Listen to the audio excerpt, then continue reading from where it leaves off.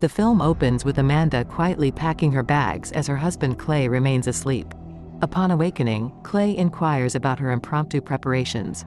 Amanda reveals her desire to take a break from the city and its people, explaining that she has rented a house by the beach. Without much resistance, Clay found himself swept along, and they set off on the same day with their children. The luxurious beach house welcomed them with open arms, boasting all the comforts of home. The children gleefully splashed in the swimming pool, bringing a sense of relief to Clay as he witnessed their happiness. As Amanda ventured to the local market for groceries, she returned with a surprising gift for Clay, a pack of cigarettes. Encouraging him to indulge in simple joys, they later strolled to the beach. The tranquility of the sparsely populated shoreline appealed to Amanda, while their daughter Rose excitedly pointed out a distant ship at sea, a sight dismissed by the family in their relaxation.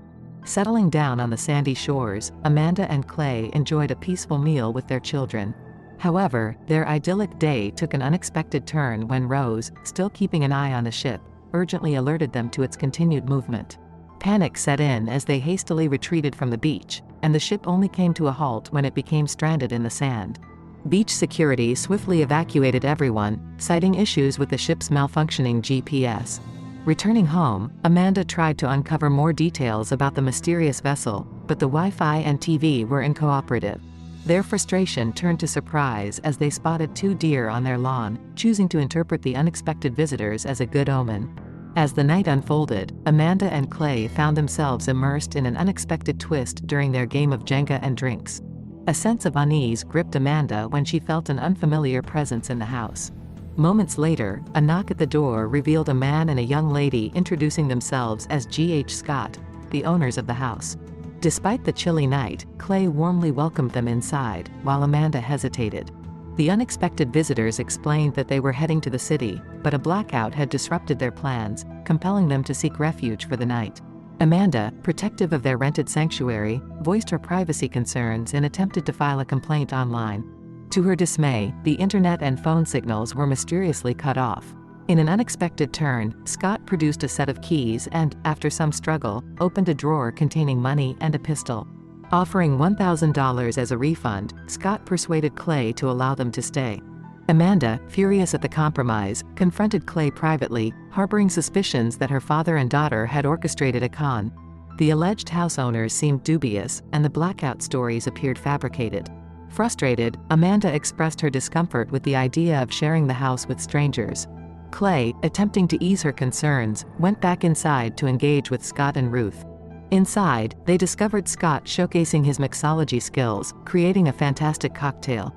Clay, unconcerned, gladly accepted the drink and began savoring it, while Amanda, still skeptical, interrogated Scott about his knowledge of the house.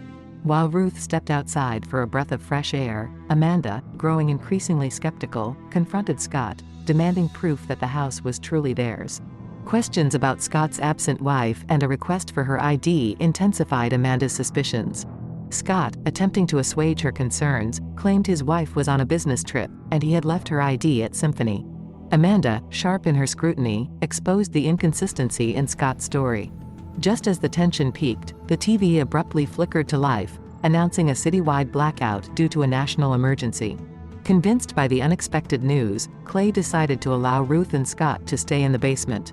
Ruth, discontent with the arrangement, harbored animosity toward Amanda's family but was pacified by Scott, who promised to assess the situation. Amidst the uncertainty, Amanda felt a growing sense of unease, suspecting Ruth of interfering with her interrogation of Scott. She couldn't shake the feeling that they were being deceived. Moreover, Amanda questioned why the couple had kept silent about the earlier ship incident. Confused and anxious, she sought answers from Clay, deepening the undercurrent of mistrust. The following day brought a new layer of bewilderment. Rose, yearning to watch the last season of Friends, faced disappointment as the internet remained inaccessible due to a declared national blackout. Rose found solace in a quiet moment by the pool, where she discovered a deer.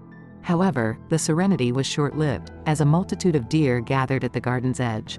In this uneasy atmosphere, Ruth joined Amanda, seeking to share the coffee and initiating a conversation about Amanda and Clay's lives. Amanda disclosed details about her life to Ruth, mentioning her immersion in the advertising world, while also noting that Clay is a professor.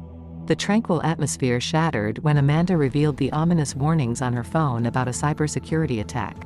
Ruth hypothesized that hackers might have targeted the powerhouse, crippling the entire system. Scott, returning with news from town, expressed hope that the cyber attack wouldn't mirror the catastrophic events of the 2000s. Concerned, Amanda excused herself and Clay to visit Archie, leaving Ruth and Scott contemplating the potential loss of connections with Maya, Scott's wife, and Ruth's mother.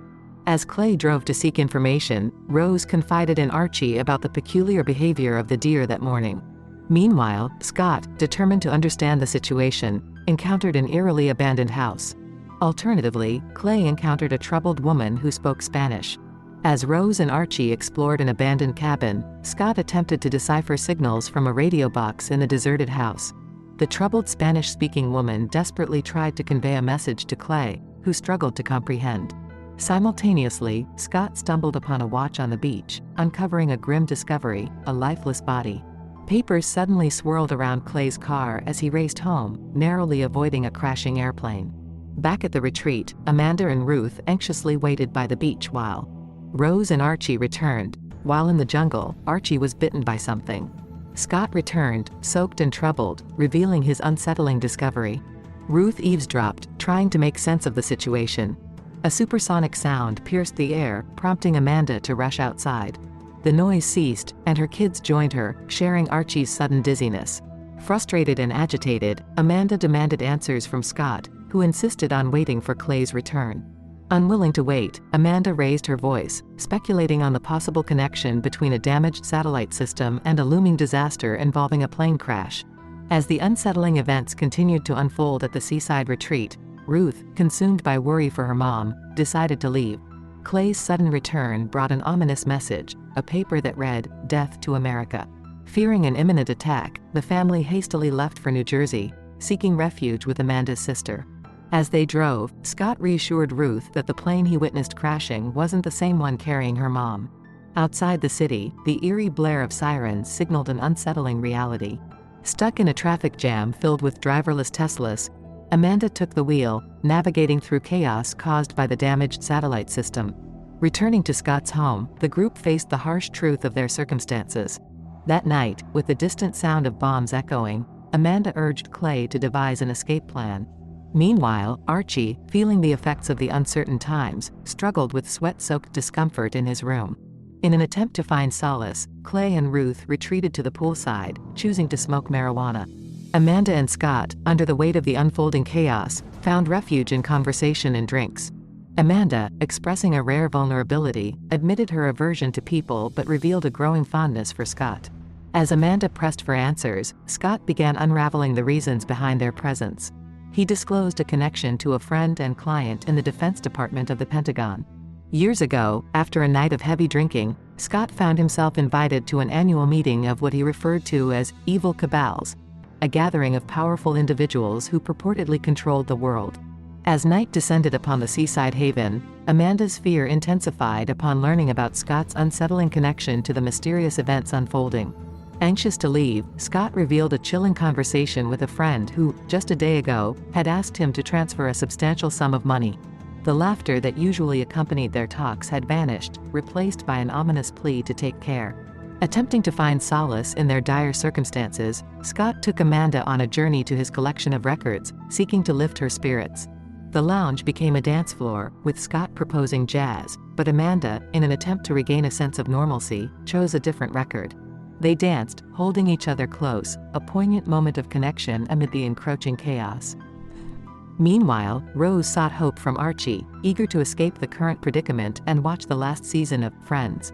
Unbeknownst to Amanda, Clay, in a candid moment with Ruth, disclosed his unsettling encounters, a troubled lady on the road and the wreckage of a ship on the beach. Ruth, desperate for more information, probed further into the mysteries surrounding their secluded retreat. Suddenly, a splash echoed through the night, as a multitude of flamingos descended into the pool. Amid the chaos, Scott's attempt to bring Amanda back to a nice mood took a dramatic turn.